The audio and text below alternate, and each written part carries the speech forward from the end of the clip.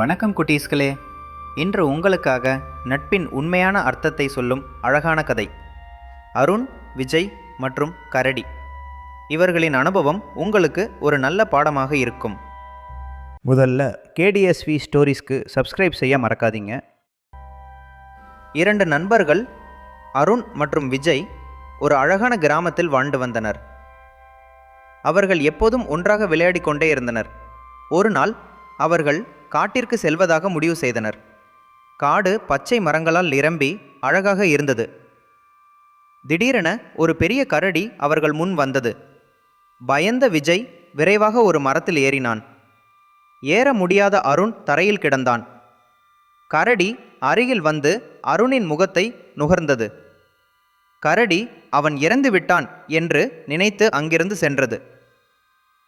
கரடி சென்றதும் விஜய் கீழே இறங்கினான். கரடி, உன் காதில் என்ன சொன்னது என்று கேட்டான். அருண் சிரித்து கொண்டு பதில் சொன்னான். உண்மையான நண்பர்கள் நெருக்கடியில் உதவுவார்கள் என்றான் அருண்.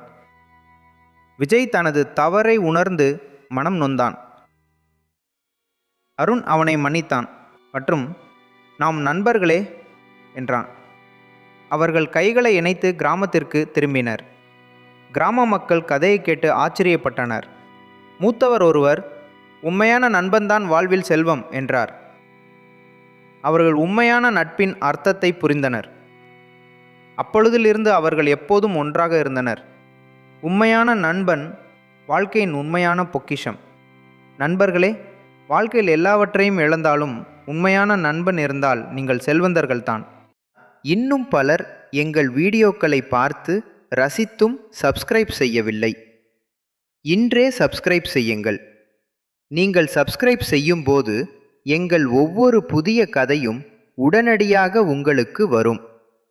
யூடியூப் உங்களுக்கு எங்கள் கதைகளை பரிந்துரைக்கும்.